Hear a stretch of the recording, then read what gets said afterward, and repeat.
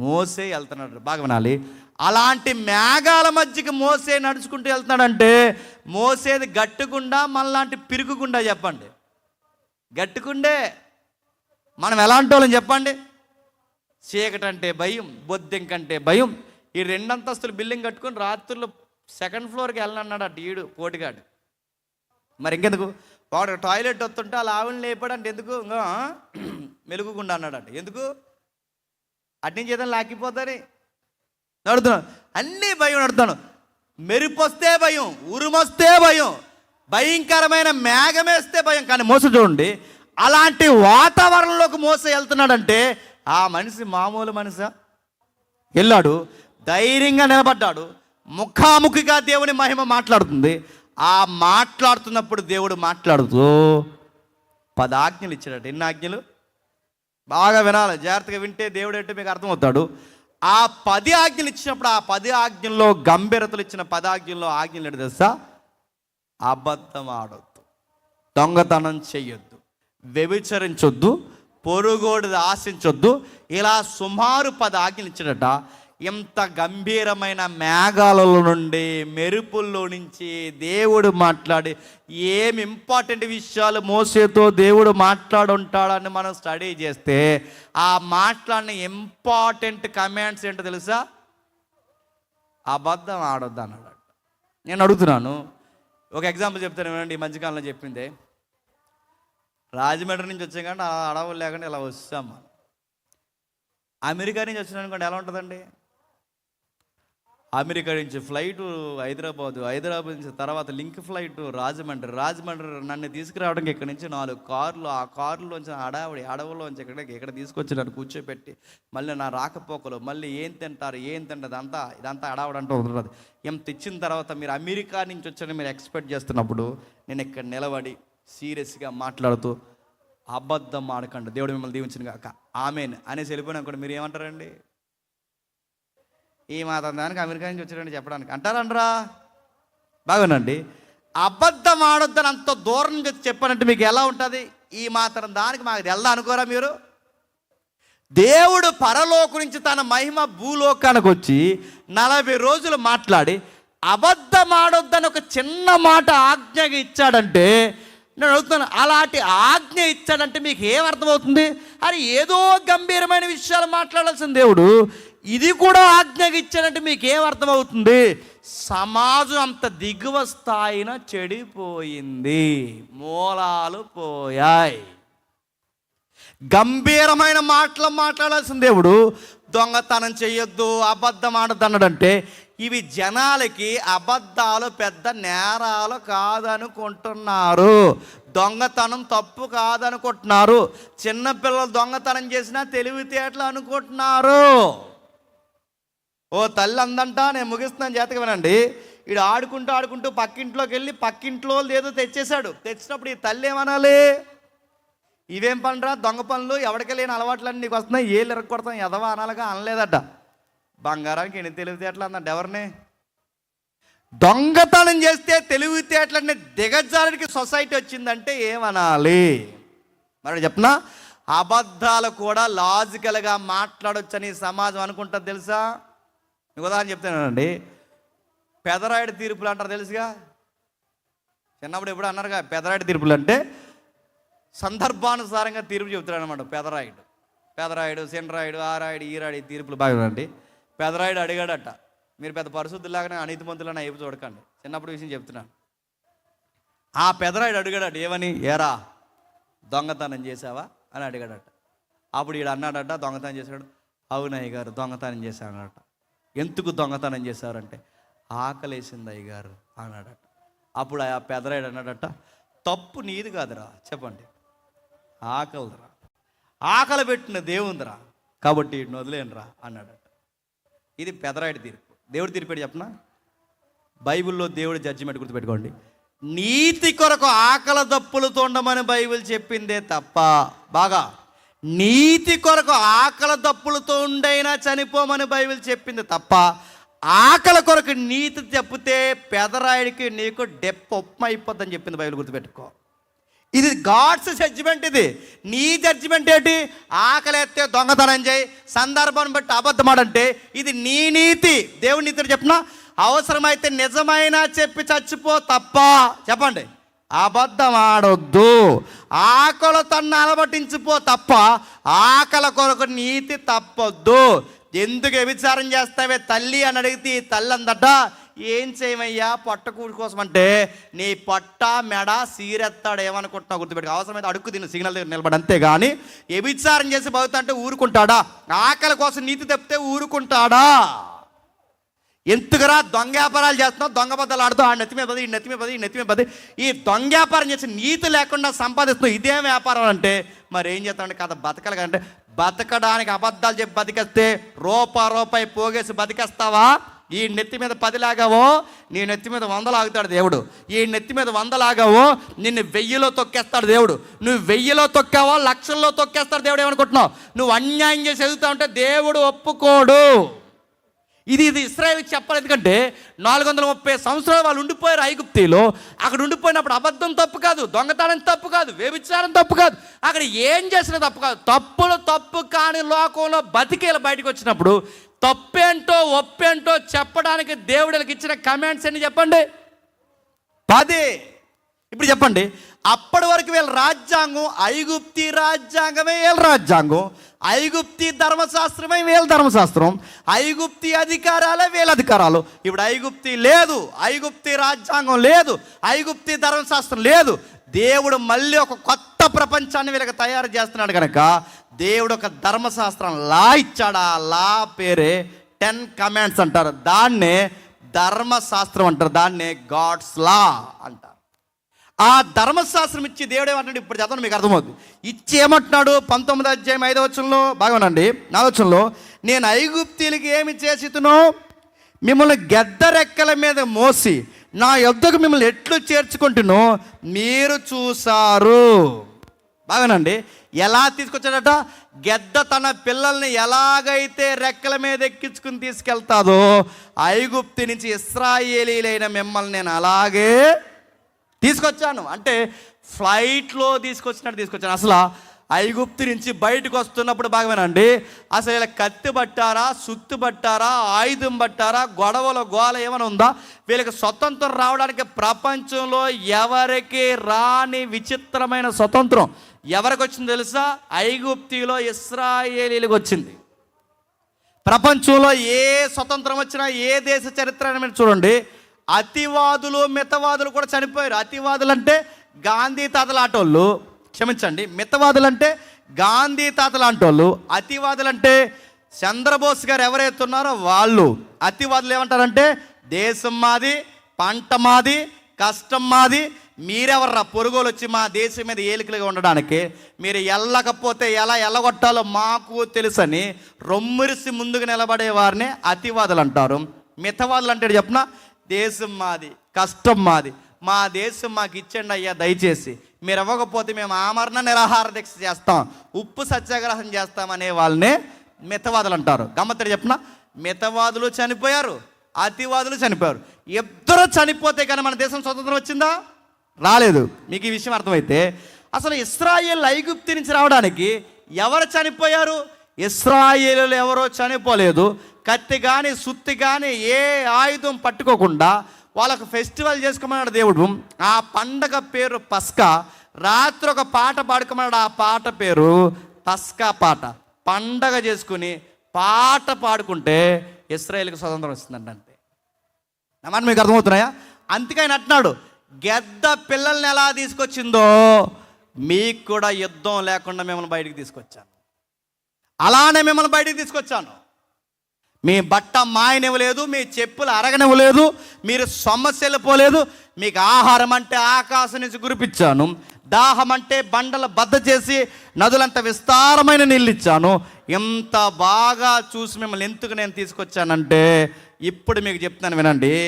కాగా మీరు నా మాట విని శ్రద్ధగా విని నా నిబంధన అనుసరించి నడిచిన యెడల సమస్త దేశాలలో మీరు నా స్వాస్యం అవుతారు.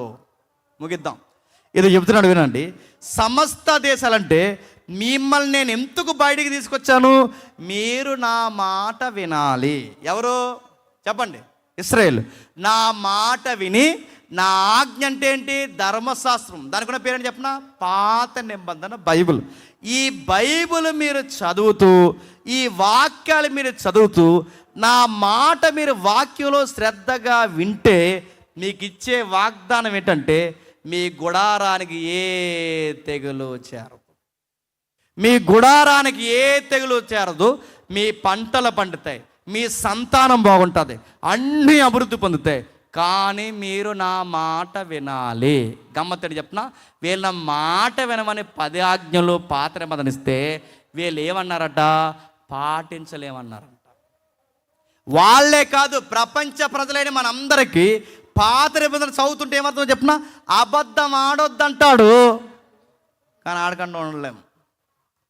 చెడు చూడొద్దంటాడు, ఆశించొద్దంటాడు కానీ ఆశించకుండా ఉండలేము. ఏది చెయ్యొద్దంటాడో ఖచ్చితంగా చెప్పండి, అదే మనం చేస్తాం. అదే బాగా వినండి, చెయ్యొద్దన్నది మనం ఎందుకు చేస్తున్నామంటే అది ఆదాము స్వభావం. అన్నమాట మీకు అర్థమవుతుంది లేదు? వద్దన్నది ఎందుకు చేస్తాం అంటే, మనం ఈ ప్రసంగం వింటున్నప్పుడు కానీ మీరు వాక్యం వింటున్నప్పుడు ఈ రోజు నుంచి నేను బైబిల్ బాగా చదివి మంచిగా బతకాలని అనిపిస్తుంది. అక్కడికి వెళ్ళేసరికి మారిపోతారు, గుర్తుపెట్టుకోండి. మనకి అబద్ధం ఆడకూడదు అనుకుంటే కానీ అబద్ధం ఆడతాం, చూడకూడదు అనుకుంటే చూస్తాం, చెయ్యకూడదు అంటే ఏది చేయకూడదు అనుకుంటామో అది చేస్తాం. ఎందుకు అలా చేస్తామంటే ఆదాము DNA మనలో ట్రావెల్ అవుతుంది. మీకు ఉదాహరణ చెప్తాను వినండి. ఒకప్పుడు సిస్టమేటిక్గా తినేవారు, ఇప్పుడు సిస్టమేటిక్గా లేదు. ఇప్పుడు టైం పాడు లేదు. ఇప్పుడు రేపటి నుంచి రైస్ దొరకదన్నట్టు తింటారండి. ఇప్పుడు ఇంక రేపు నుంచి రైస్ దొరకదు, ఈ రోజు లాస్ట్ రోజు తింటారు నడుతాను. ఒకప్పుడు పెద్దోళ్ళు ఎంత తిన్నారో అంత పని చేసేవారు. పనికి తగ్గ తిండి చెప్పండి, తిండికి తగ్గ పని. ఇప్పుడు చెప్పండి, తిండి ఎక్కువ పని తక్కువ.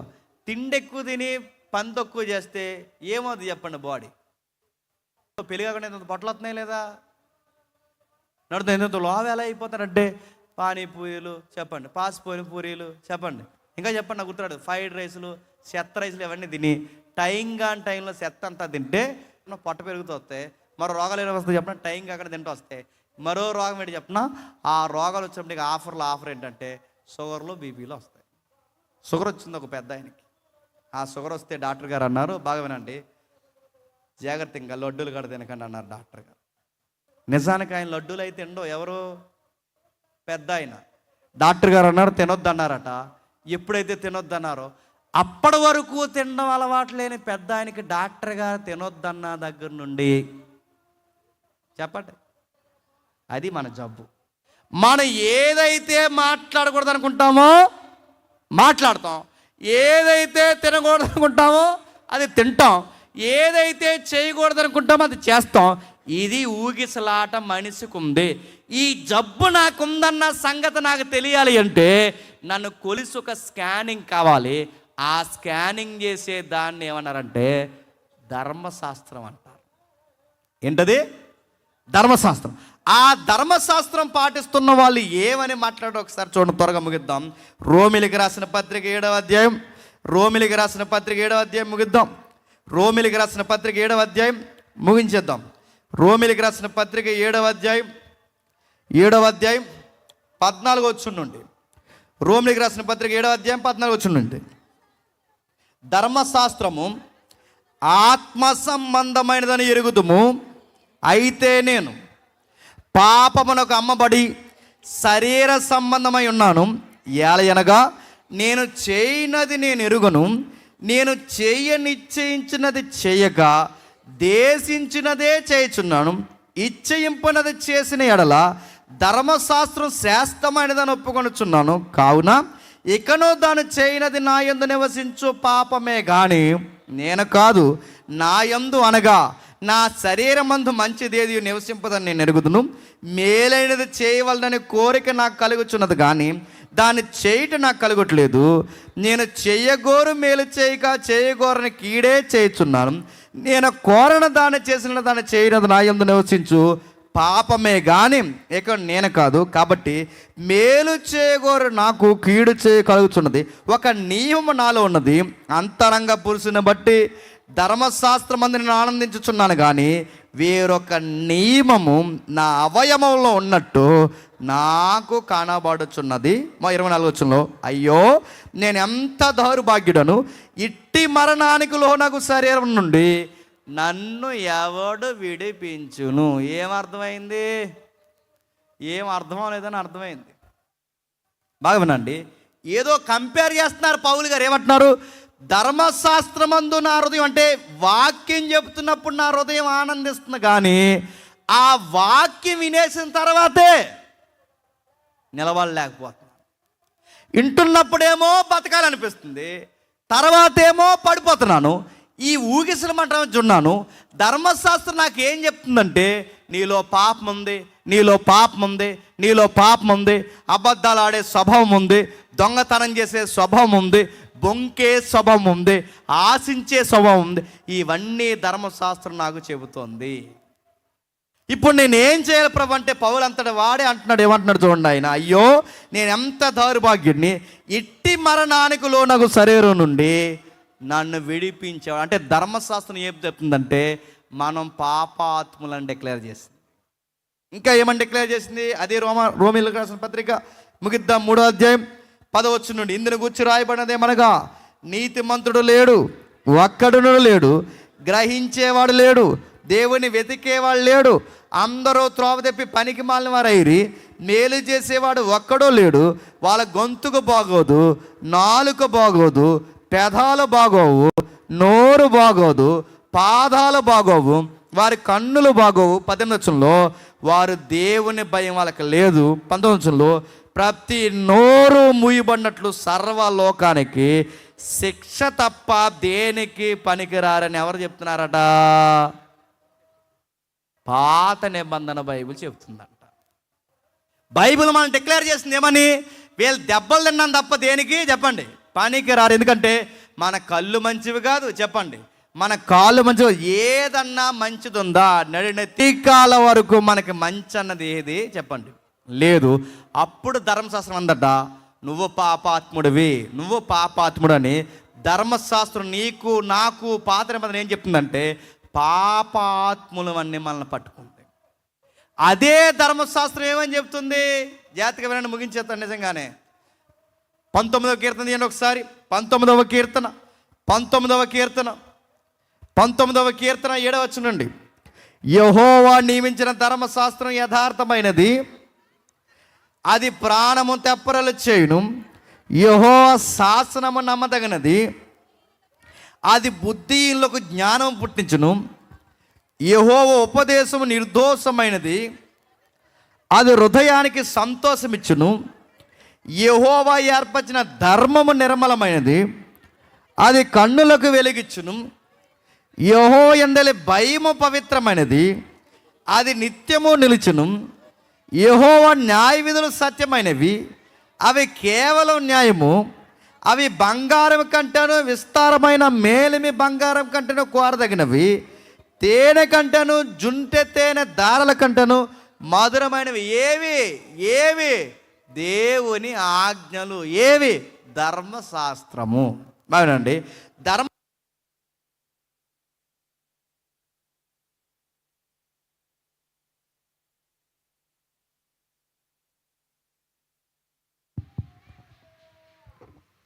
బాగా వినండి, నేను ముగిస్తాను. ధర్మశాస్త్రం ఏంటట?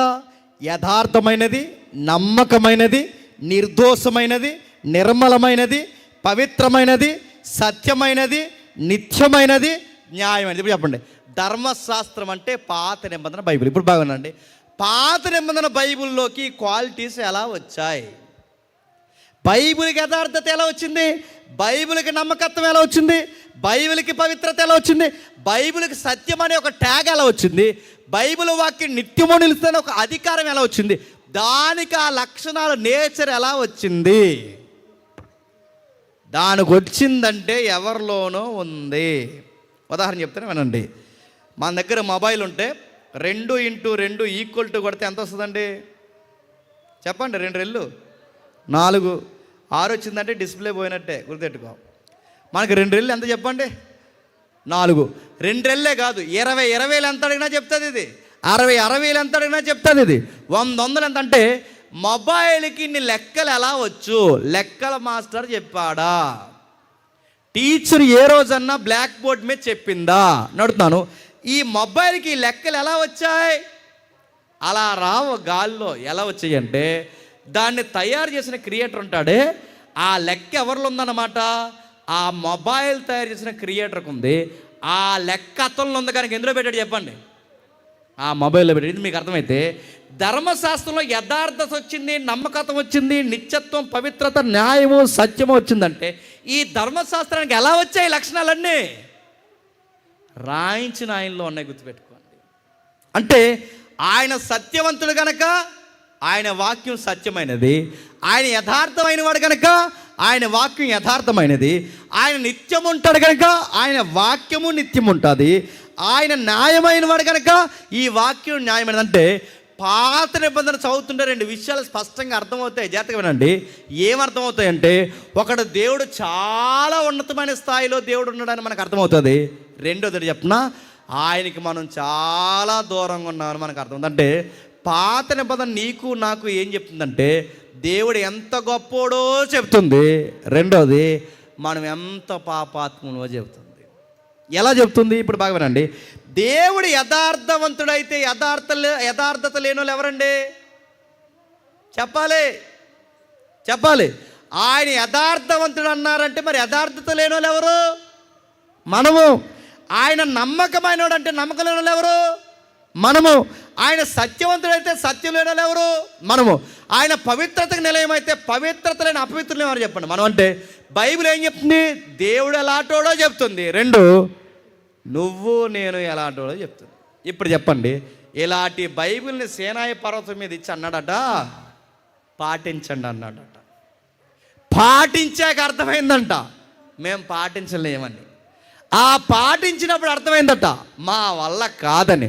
అప్పుడు వాళ్ళకి అర్థమైందట, మమ్మల్ని ఏం చేయమంటా ప్రవ్వా, మాకు నిలబడాలని ఉంటుంది, మేము నిలబడలేమంటే ధర్మశాస్త్రం అందరినీ బిగించందట.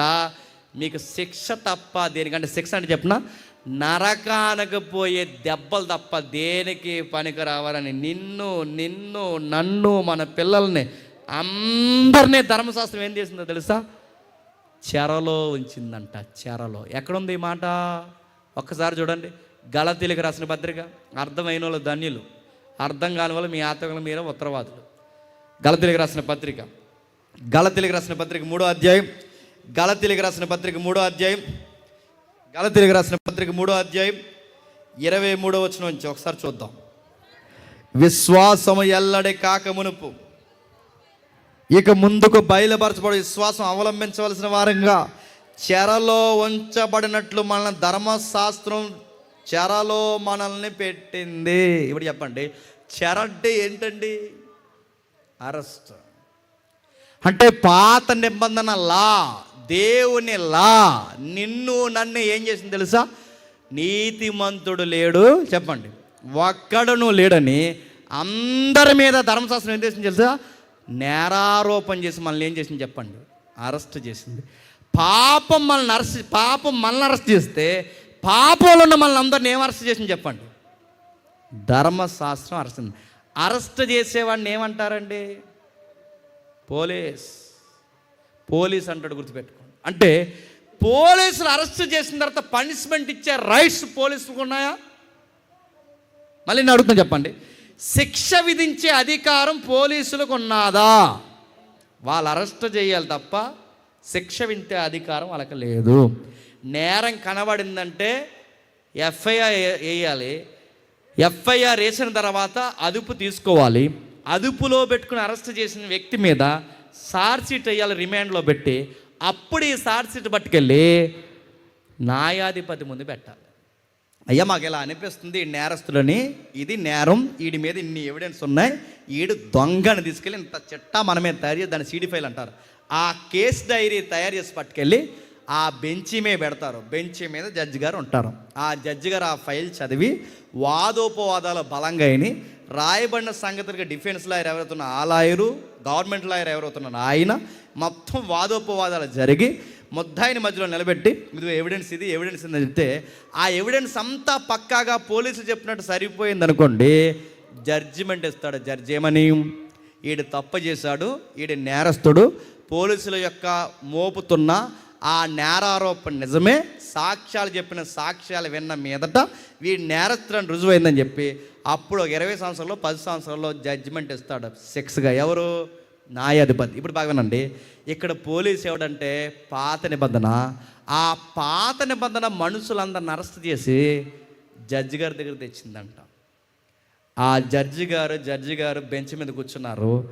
ఆ జడ్జి గారి పేరు నజరేయుడైన యేసు. గుర్తుపెట్టుకో. కూర్చొని జడ్జిమెంట్ ఇచ్చాడు. ఏమని ఇచ్చాడు జడ్జిమెంట్?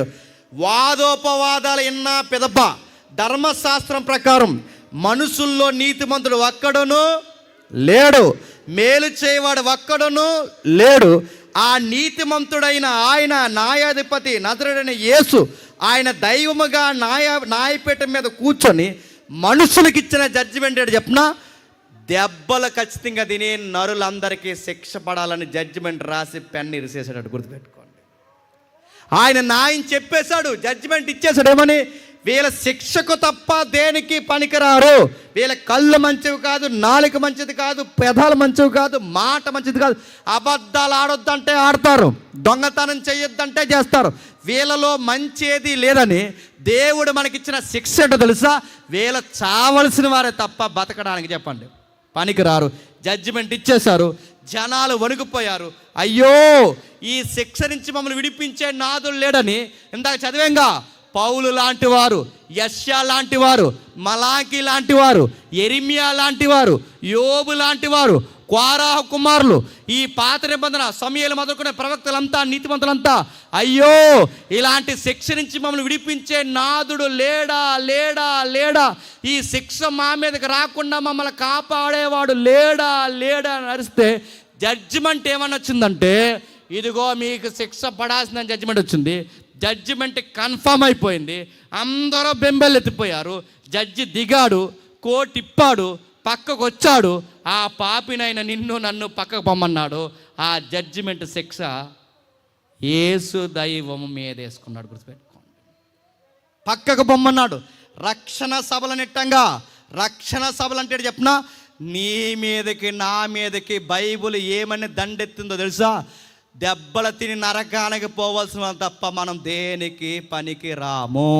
మన నాలిక మంచిది కాదు, మన కళ్ళు మంచివి కాదు, మన ఆలోచన మంచిది కాదు. ఎక్కడ కూర్చున్నా కూడా నీ మనసు ఒక గంట వాక్యం విననివ్వదు. అంత నీచమైన మనుషులు మనం. గంటల పనికిమాల పనుల్లో తిరుగుతాం తప్ప కనీసం వాక్యానికి స్థానం ఇవ్వడానికి కూడా మన మనసు ఒప్పుకోదు. గంటలు రీల్స్ చూస్తాం, ఫేస్బుక్లు చూస్తాం, ఇన్స్టాల్ చూస్తాం, కానీ పట్టుమన అరగంట కూడా ప్రార్థన చేయం మనం. పట్టుమన వాక్యం గంట కూడా మనం వినం. మన మనసది. ఇలాంటి మనుషులకి దేవుడు ఇచ్చిన జడ్జిమెంట్ చెప్పిన, దెబ్బల పడాల్సిందే. ఈ దెబ్బల పడితే అక్కడ బతకడు. ఈ బతకని ఈ సావు దెబ్బలకి మనం బతకమని ఒక పక్క జడ్జిమెంట్, మరో పక్క ఇదే మనుషుల మీద దేవుని ప్రేమ. ఒకవైపు ప్రేమ, మరోవైపు జడ్జిమెంట్. ఆ దేవుడు తీసుకున్న నిర్ణయం జడ్జిమెంట్ మీదేసుకున్నాడు.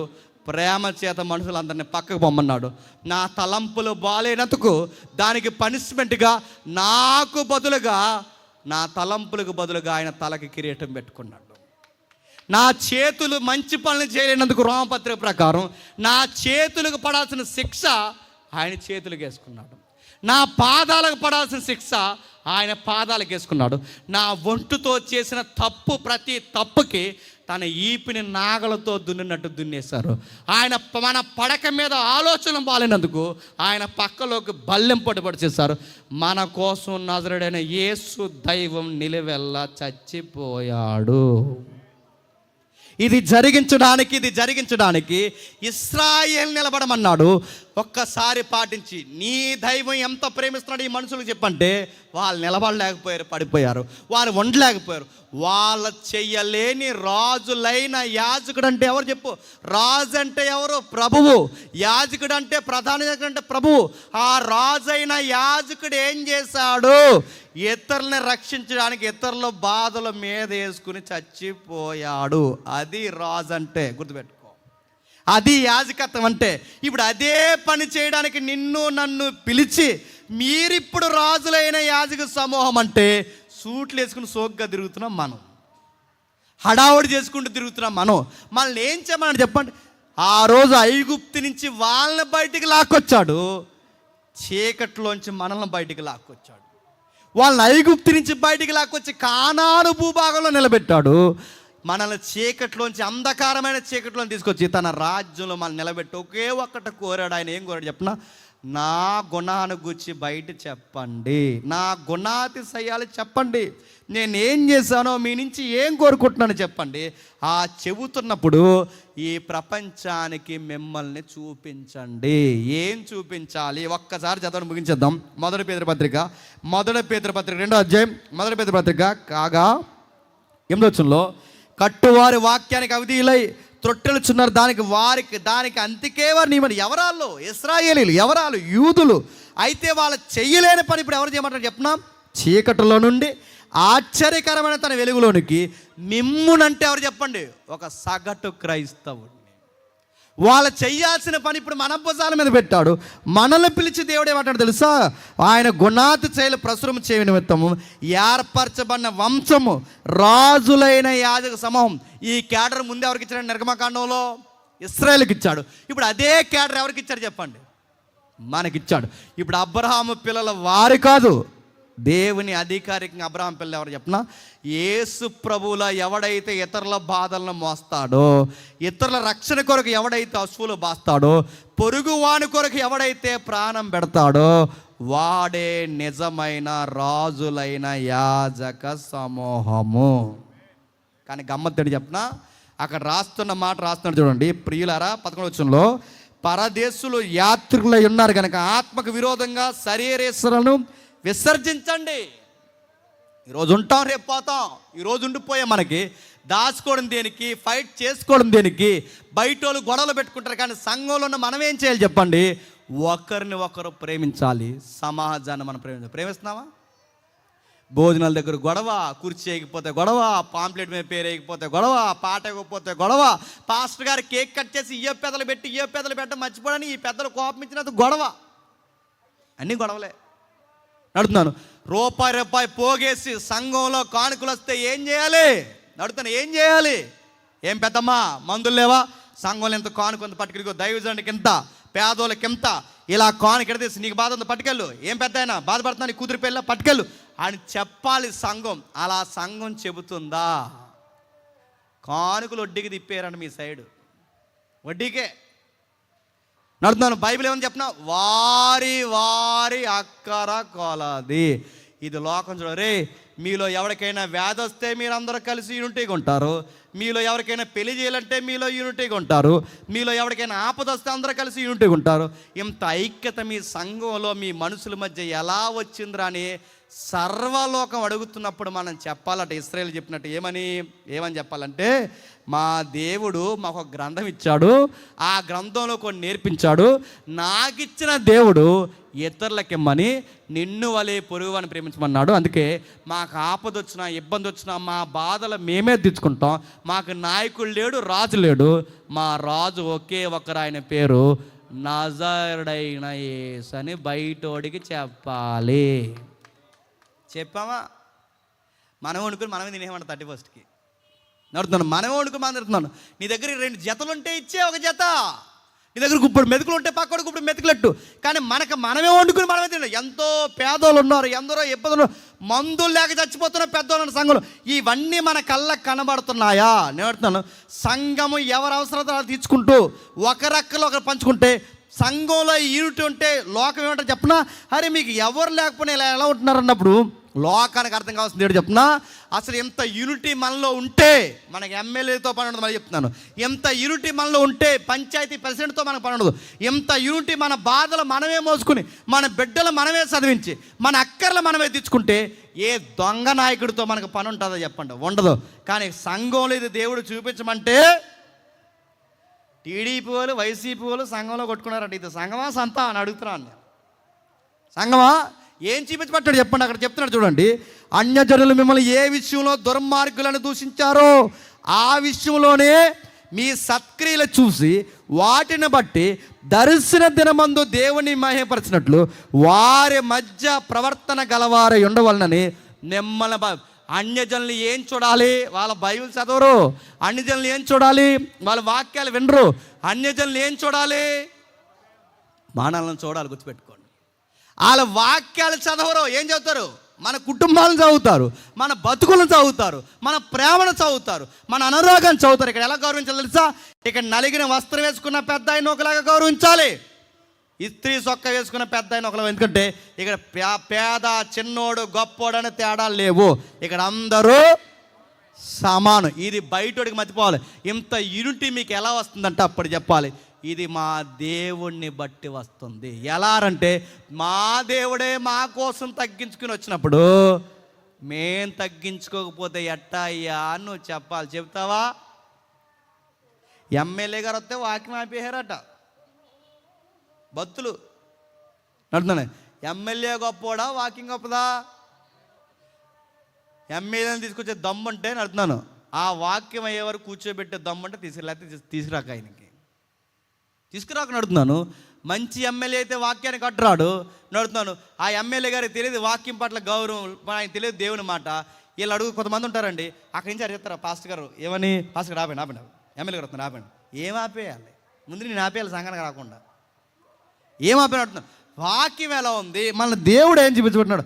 వారి వారి అక్కర కొలత. అంటే దేవుడు మన మీద ఏం పెట్టి చెప్పిన ప్రేమ, అనురాగం ఈ బైబిల్ మనం పెట్టించాలి. అందుకే మనం పాటించలేని ధర్మశాస్త్రాన్ని ప్రభువు పాటించి, మనం మొయ్యలేని శిక్షని ఆయన మోసి, ఆ ధర్మశాస్త్రంలోంచి వచ్చిన నీతిని ఆయన నెరవేర్చి, ఆ నీతి మన భుజాల మీద పడేసి మనల్ని నీతిమంతులను చేసి ఆయన ఏమైపోయాడు చెప్పండి? పాపాత్ముడు అయిపోయాడు. నీతి లేని మనకి నీతినిచ్చాడు. నీతిమంతుడైన వాడు పాపాత్ముడిగా సిలువ మీద వేలాడబడ్డాడు. ఆ సిలువ మీద వేలాడుతూ ఘోరాతి ఘోరమైన పరిస్థితుల్లో మళ్ళీ 7 మాటలు మాట్లాడాడు. ప్రపంచానికి సంపూర్ణమైన విషయాలు అందించాడు. ఎంత ఘోరం అంటే, మీరు సిలువ శిక్షణ వినండి, నేను ముగించేస్తున్నాను. సిలువ శిక్ష మొదలని చాలా ఘోరంగా ఉంటుంది. ఎందుకంటే ఈ కాళ్ళకి, చేతులకి మేకలు మేక ఎక్కడేస్తారు. మన సినిమాల్లో ఎక్కడ చెబుతారు కానీ మేక ఎక్కడేస్తారు రెస్ట్కి. ఈ మేక ఎక్కడేస్తే సిలువ శ్వాసన ఎలా ఉంటుందంటే, మనకి సినిమాలు చూపించినట్టు నైస్గా సిలువేసి ఎక్కుంటారు. అది పచ్చి మ్రాను, అలా మొద్దు, అది అడ్డంగా దిగ్గొట్టారు. అప్పటికే ఈపంతా చీరేశారు. 39 కొరడా దెబ్బలు, అవి చర్మాన్ని లాగేస్తాయి. 100 కేజీలు పచ్చి మ్రాను అది మోసాడు. ఆ సిలువ మీద ఆయన కప్పెట్టారు. ఆయన ఈపుకి గోను పట్టేసి లాగేశారు. ఈయన వెనకాల బాగా వినండి, ఆ సిలువ మీద నిలబడినప్పుడు ఒక కాలు మీద నిలబడాలి. మనం కూర్చున్నప్పుడు బ్రీతింగ్ ఒకలా ఉంటుంది, నిలబడినప్పుడు బ్రీతింగ్ ఒకలా ఉంటుంది. కానీ యేసుప్రభువు ఎంత విలువలాడిపోయాడు చెప్పిన. ఆయన దేవుడు అన్నది ఎంత వాస్తవమో, ఆయన సంపూర్ణ మానవుడు అన్నది కూడా అంతే వాస్తవం.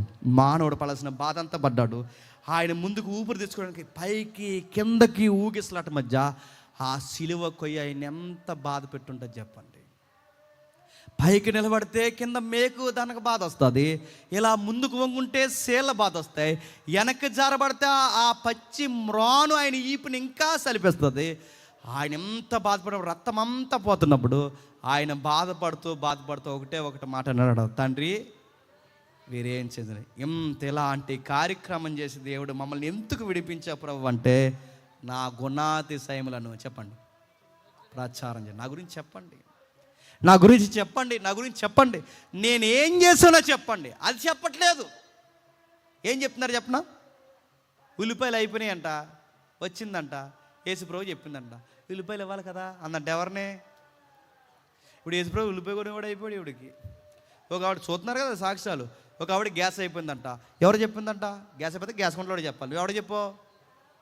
పరిశుద్ధాన్ని చెప్పి గ్యాస్ అయిపోయింది, హోలీ స్పిరిట్ తెచ్చి అంటే వెంటనే యేసు ప్రభు అయిన క్షమించండి, పరిశుద్ధాత్ముడు వెంటనే గ్యాస్ తెచ్చాడు. అంటే పరిశుద్ధాత్ముడేమో గ్యాస్ తెచ్చేస్తాడు, ప్రభు అయిన యేసుక్రీస్తువారేమో ఉల్లిపాయలు తెచ్చేస్తాడు.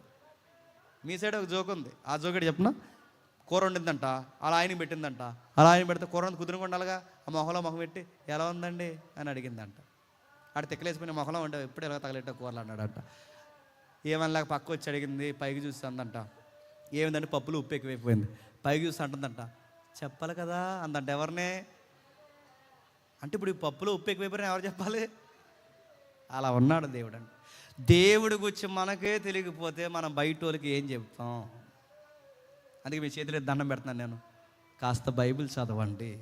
పాత నిబంధనకి క్రొత్త నిబంధనకి తేడా ఏంటో తెలుసుకోండి.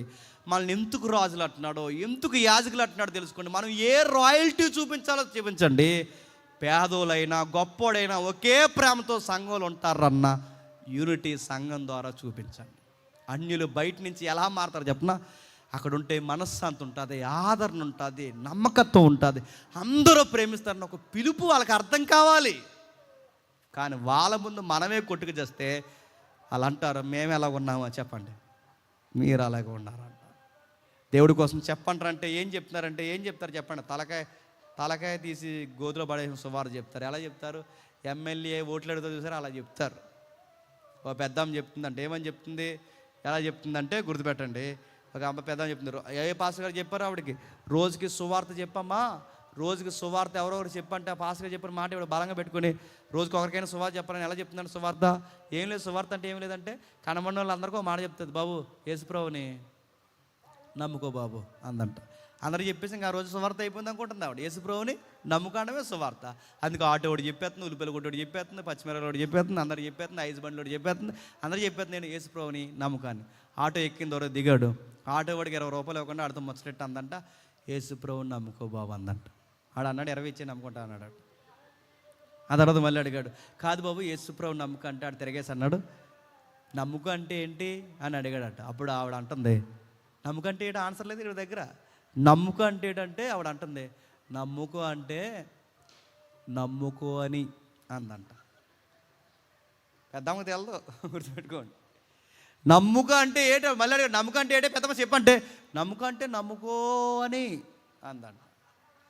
మనకి సువార్తలు చెప్పడం వస్తుందా? సువార్త చెప్పడం అంటే యేసుప్రభుని నమ్ముకో అనడం కాదు. ఇది ఎలా ఉందంటే, ఏం పెద్దమ్మా నీ అమూల్యమైన ఓటు, నీ ఓటు అన్నట్టు ఉంది నీ సువార్త. యేసుప్రభుని నమ్ముకో అంటే ఏంటి నమ్ముకో? ఆ యేసుప్రభు ఎందుకు వచ్చాడు, ఏం చేశాడు, ఏం జరిగింది, ఆయన దైవమైన వాడు మానవుడు ఎందుకయ్యాడు, ఎందుకు పుట్టాడు, ఎందుకు మరణించాడు, ఎందుకు తిరిగి లేచాడు, మనల్ని ఏం చేయమన్నాడు, ఇది కదా సువార్త అంటే. ఇదంతా చేసి మనల్ని ఎలా జీవించమన్నాడు, పొరుగుల్ని ఎలా ప్రేమించాడు, పాత నిబంధన ఎందుకు ఇచ్చాడు, కొత్త నిబంధన ఎందుకు ఇచ్చాడు, ఇదంతా చెప్పాలి కదా. ఇది కదా సువార్త అంటే. ఇది చెబుతున్నారా? నీకు ఇల్లు లేక బాధపడుతున్నావంట అన్నారంట. ఎలాంటి ఇల్లు కావాలి? 3 వారాల నుంచి ప్రార్థన చేస్తున్నావు, కుమారుడా కుమార్తె నీకు ఎందుకు ఇల్లు రాలేదు తెలుసా? క్లారిటీ లేదు నీ ప్రేయర్లో అన్నాడు. క్లారిటీ అంటే ఏంటంటే ఆ ప్రార్థనలో అన్నట్ట క్లారిటీ లేదంటే. ఏం క్లారిటీ లేదు?